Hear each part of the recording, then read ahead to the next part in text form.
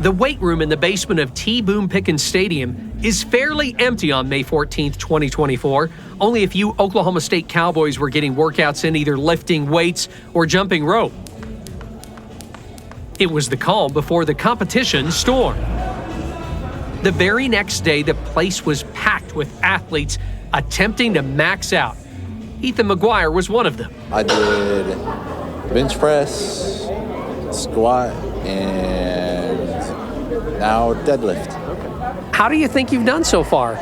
I would say probably mid. I'd say there's some stuff that I got to work on, but I think I did good overall. Harsh critic. What do you need to work on?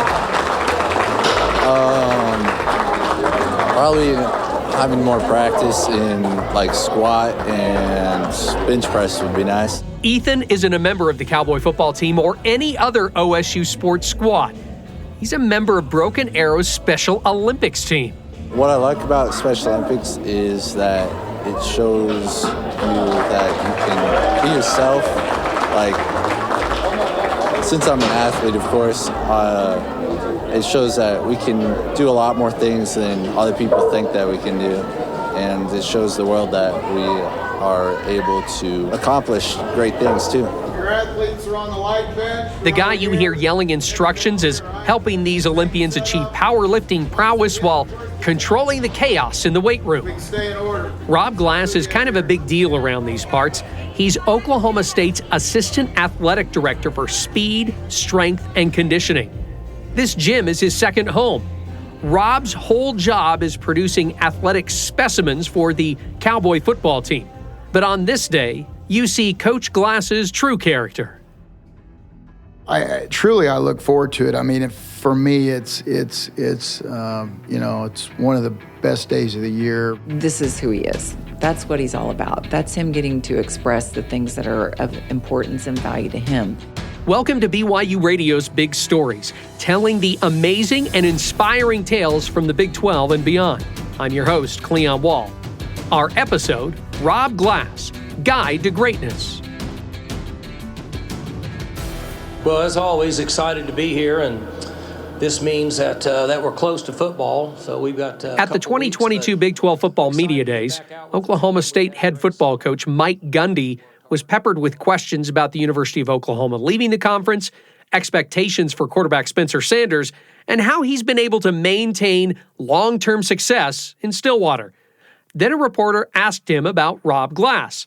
Head football coaches don't usually get a ton of questions about their strength and conditioning coaches, but Rob had just received a hefty raise. Rob Glass could very well be the single most important part of Oklahoma State football, and that's including the head coach. I'm not with the team 11 months out of the year. Coach Glass has interaction with them pretty much face-to-face 11 months out of the year. When Chad Weiberg and I were talking about the financial structure of the employees in my building, I mentioned to him that he is the most important person in our building. And Chad said, well, then we need to make him the highest paid strength coach in the country. I said, I think $1 million would do it. I don't want Rob Glass to come to me and ask for a raise, which he never has. When I talked to him, he didn't seem like someone who would demand more money or flaunt his millionaire status. He seemed like a down-to-earth guy who hoped to answer all of my questions. My memory at 62 years of age is not as good, so I'll try to remember. You could describe him as a humble helper. He really does care about this sport and like wanting to help people improve and develop people, anything they want to get better at. Wouldn't be here without him. I get a lot of credit for what I do, but I'm only doing what I've been taught by Coach Glass. These guys would know. They're just a sample of the football players Rob has helped to reach athletic immortality on the field and stability off of it. We have a kind of a mantra here where we talk about the player and the person, where it's, we've got the guy half the helmet on, half the helmet off. We're also trying to bolster them and help build their tool chest, if you will, so they can flourish in society. He's 110% behind everything, and he'll help push you and drive you to become a better person and help accomplish your goals. We're trying to build resiliency.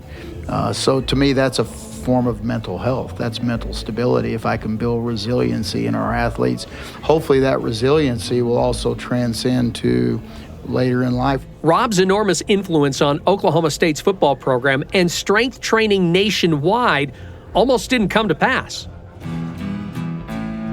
When the Newkirk, Oklahoma native was young, he knew he would go to school at Oklahoma State University. Really, for me, my parents had gone to school here, so growing up, that was pretty much kind of a given. If you want to go to college, this is pretty much where you probably ought to go. And coming down and just attending events occasionally gave me an opportunity to see the university.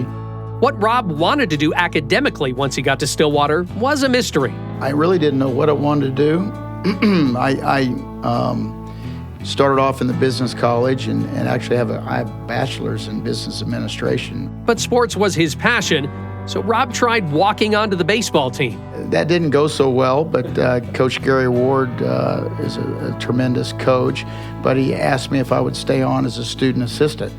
And so that kind of got me involved in athletics. So then I started to look at the coaching side from there. That's when he met the future quarterback and head football coach of OSU. At that time, Mike Gundy was a high school senior, and Oklahoma State was recruiting Coach Gundy. The football program was, but Mike was also a baseball player, so they asked the baseball staff to get involved in the recruiting. And Coach Ward kind of asked me to be involved in that. So I ended up meeting a recruiting coordinator, Gordon Whitener, with the football program. And he said, well, you want to get into coaching, why don't you come over here and help us? So I made the transition from baseball to football. Rob continued his education and career as a graduate assistant working with the wide receivers. Within a few years, some pivotal things happened in his life, and they all revolved around Jerry Schmidt. And Jerry came in to be our strength coach for about a year. And being a graduate assistant, you're helping as well. Jerry's wife introduced Rob to his future wife, Laurie. It was kind of a blind date. It wasn't blind in the fact that we both knew who the other one was. I was familiar, not a lot, just enough to kind of go, I think I've seen that guy. It's funny that from the very first time I saw her, I said, that's the girl that I think I want to marry. I don't know if she'll agree to it, but I think that that'd be the one. He was just a little bit introverted and quiet when we met, and so that was probably the reason for my question mark on the second date, but he opened up on the second date. He was genuinely nice and thoughtful and kind. He was more mature than anybody I'd ever dated. As I would say now, he was definitely the first man I ever dated. Everybody else, in retrospect, was a boy. He was a man, and he just let me ease into the relationship, which I appreciated. I had 1 year left of school, and I had no intention of getting in a relationship because I knew I'd probably graduate and leave. And so he was a fun surprise. Just the other day, she told me that the only reason I got a second date was because she felt bad. She didn't want it to be just a one-time deal, and because she was very close to Jerry's wife that didn't want it to be a one-time deal and I'm out. So if I hadn't done a little better on the second date, I really might have been out. I loved him madly, that's obvious, but I think it was his character, and I admired him as much as I cared about him. Strength coach Jerry Schmidt eventually left Oklahoma State to take a job at Notre Dame. We were in the middle of our winter program, and our football coach at that time, Pat Jones, said, hey, can you run this strength and conditioning program? I'm busy recruiting. So they asked me to do it because I'd done it for quite a few years. And so I did it. Next thing you know, our athletic director is saying, hey, if you'd like to keep that job, we'd love for you to take it. So that's kind of how the journey started. Did you feel like you knew what you were doing when you were hired full-time, how to run the program?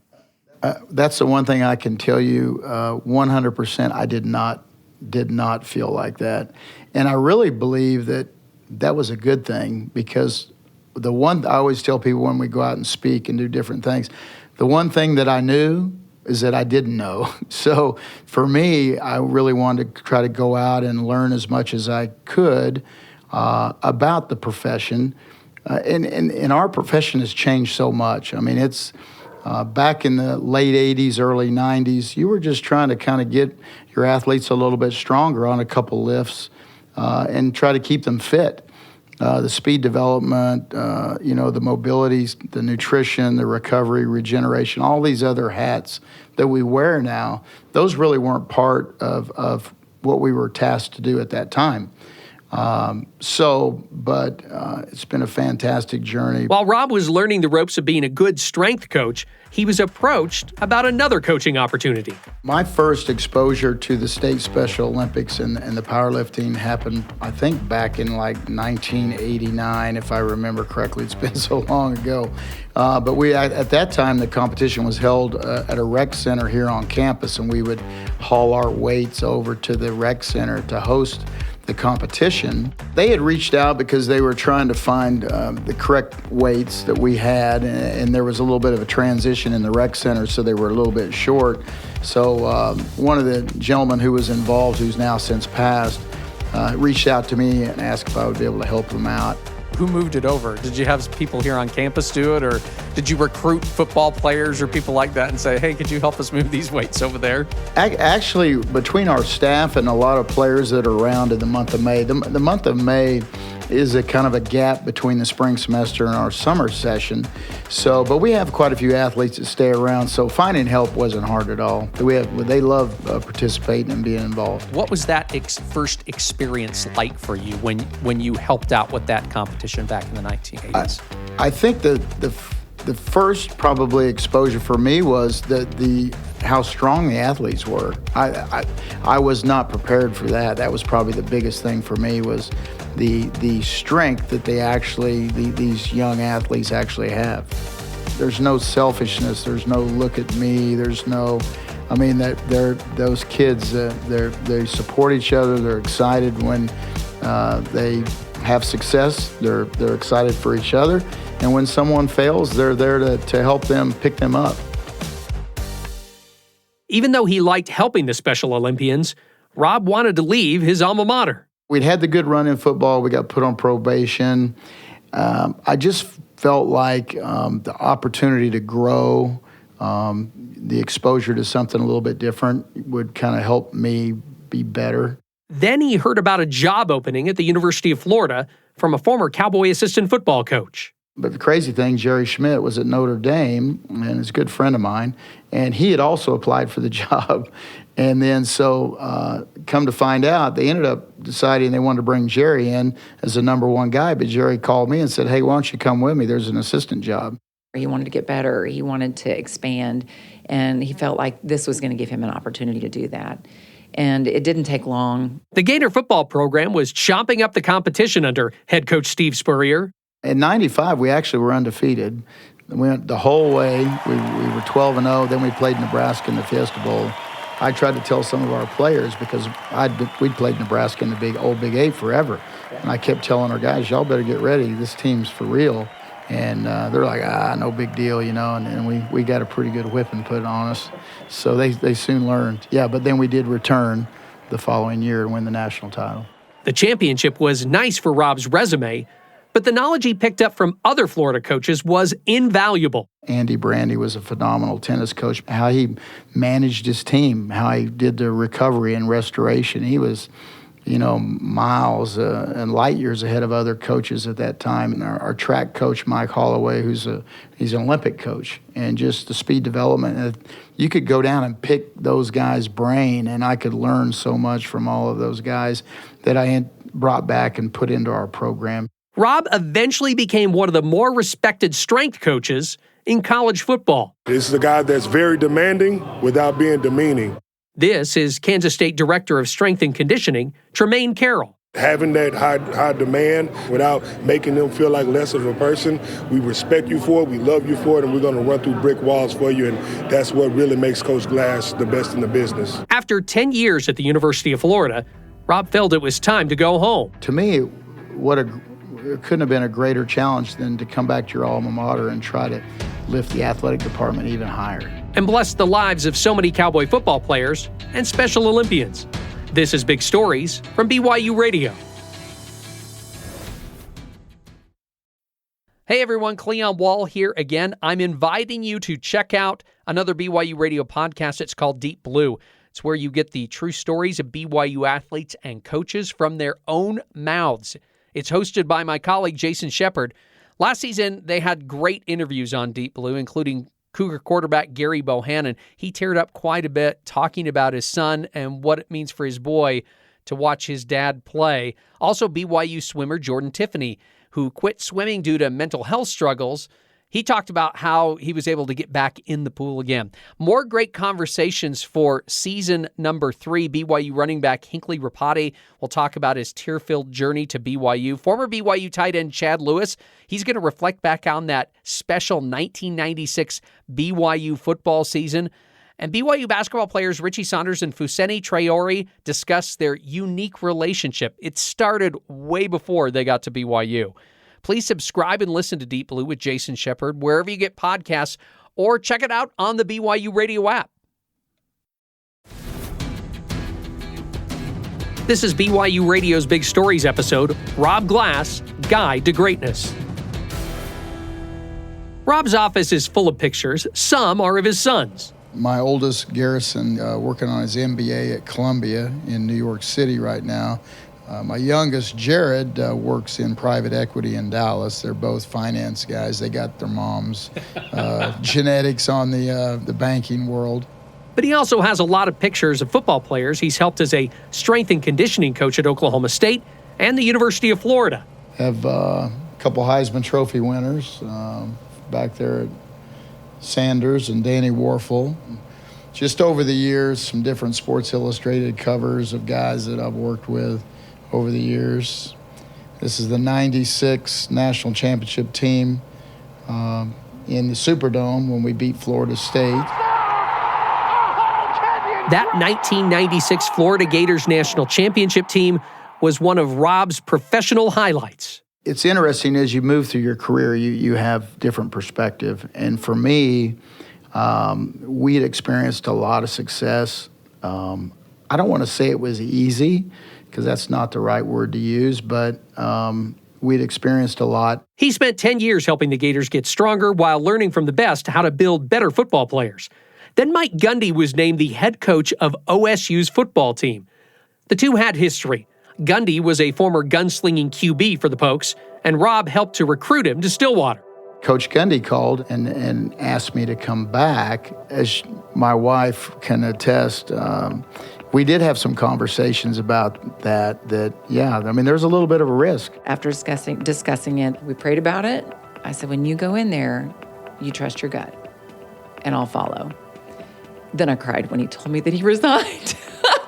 But it was the right call. It was the right call. But the great thing, I think, was T-Boone Pickens made a huge commitment financially to the whole lot, university and the athletic programs, but just me individually calling and saying, hey, I want to put a weight room together, a strength and conditioning program that is on par with the best schools in the country. And you just tell me what we need to do. So this room is a little over 20,000 square feet. It's multifaceted, so we can do speed development, training, mobility work. We can also do our normal strength training. We also have yoga classes in here. So we have a lot going on.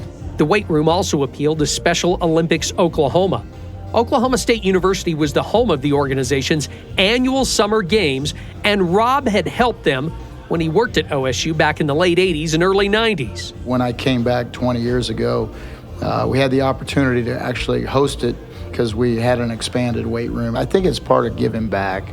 And we've got a great facility that our athletes are able to train in. And I just want to let these young athletes have an opportunity one day to experience what our athletes experience on a regular basis. Rob not only opened up the facility for Special Olympics, but took charge of the event, picking up friends along the way. The biggest thing is you'll see a tremendous amount of passion and just love for competition, and essentially competition in its purest form. The weight room buzzed with energy and noise on May 15th, 2024. The powerlifting event was finally here for the Special Olympians. Rob Glass oversaw the proceedings with a group of volunteer judges. The athletes gathered around different squat racks, ready to crouch down with a bunch of weight on their back. As fans and family cheered each contestant, The judges watched carefully to make sure the athletes did the necessary elements to complete the task. If they made a mistake, those same judges chatted with them about improvements. You've already met a few of the volunteer judges. I just go by True. Trumain Carroll is a former Oklahoma State football player.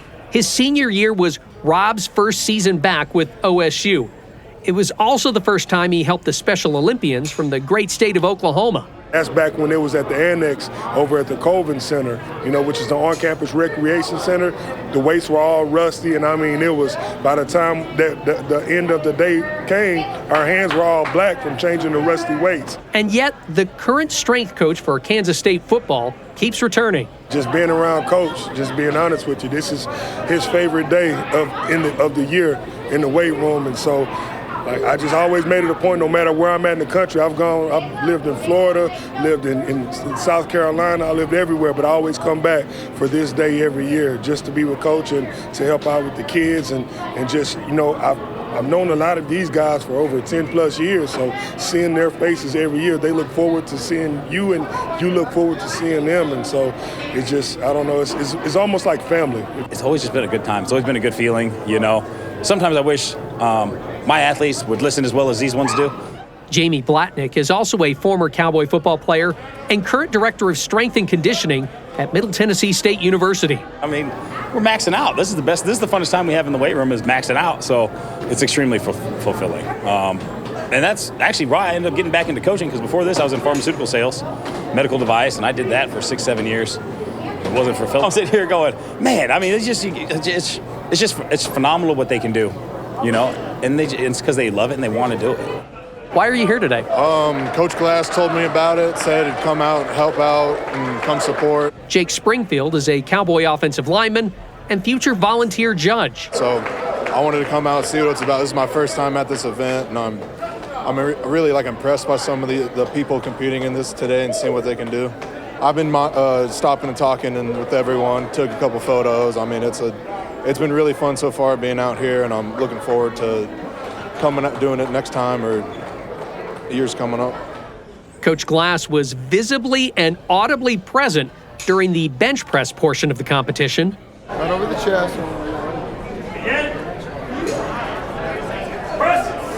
Come on. Nice. Very nice. Got it, huh? Rob interacts with the athletes who come year after year, including Madison Madory. So what do you like about the Olympics? What's your favorite part? To do powerlifting. Why is that? Because I can want to be stronger. Did you set any personal bests in the powerlifting today? For deadlift, I got 120.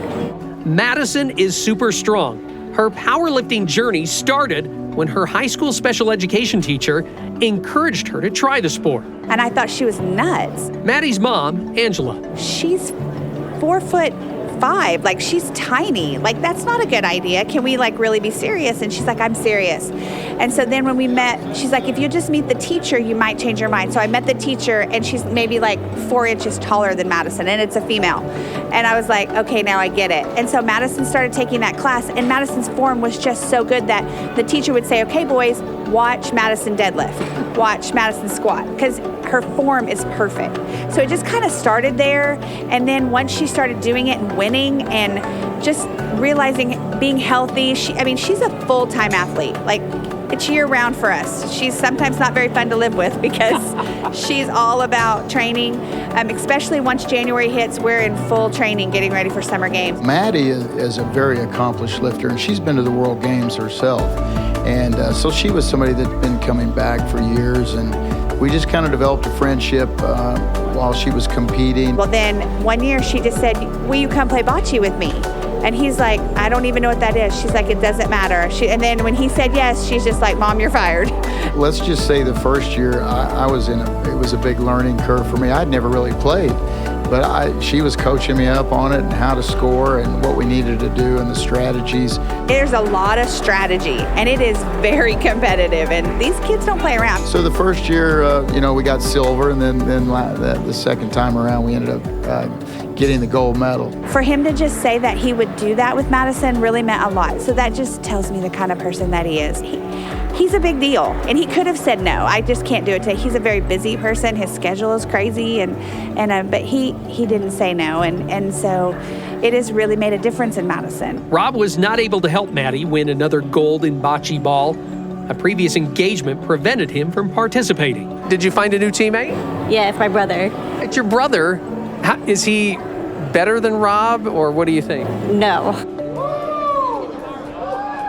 Madi's deadlift is impressive, along with many of the other athletes. Ethan McGuire, who you heard from at the beginning of this episode, was one of the last competitors, and he had lots of people backing him up. All right, Ethan, you got this, bud. You got this. Did you get it? Did you get your personal best? I shuffled my foot, but I think so. Let me check. Later on, he found out the lift didn't count. But Ethan was resilient, knowing he tried his hardest. Once the deadlift competition was done, it was time for the awards ceremony. Coach Glass used his big boy voice to detail the feats of strength. Each athlete then donned their medals and took pictures with Jamie or True. Ethan did better than he thought. He received a participation medal in the squat. The gold medal in the bench, the gold medal in the deadlift, and the silver in the overall combined. Madison Madory was one of the top competitors. Okay, you got a first place medal in the squat, first place in the bench, first in the deadlift, and first overall. Roman Shawless of Special Stars Mays County finished first in his weight class. What's next for you? Maybe one day possibly go to nationals and maybe even get out of the U.S. and compete on a global scale. Honestly, I wouldn't have a lot to do if it weren't for Special Olympics. It gave me a lot of opportunities I have now in life. And Rob Glass helped in that journey, just like he's helped so many other athletes and athletic trainers. What impact has Special Olympics had on you, this competition? I think the big takeaway for me is it kind of helps keep you grounded, to realize how fortunate we are to be able to operate in our collegiate environment, and sometimes we take things for granted, you know, the high-level athletes. It puts things back in perspective of really what competition and athletics really initially was all about. That's why I go back to talking about how pure it is. For these kids, it's the Super Bowl. This state powerlifting meet, and it's everything to them. But the biggest thing is it's just their love for competition and their passion for each other. And so to me, to answer your question, it really kind of puts things in perspective. And it's also an opportunity to give back and let these kids share in some of the things that we're fortunate to be around. As I left the weight room, I understood why this is Rob's favorite day of the year. It's smooth. The kids love everything. And so that piece it really, you look forward to it. Rob Glass, Guide to Greatness, was produced and written by Whitney Sheffield and Cleon Wall. Music and post-production by Kevin West. Make sure you watch BYUTV's Big Stories by logging on to BYUSN.com. Big Stories is a production of BYU Radio.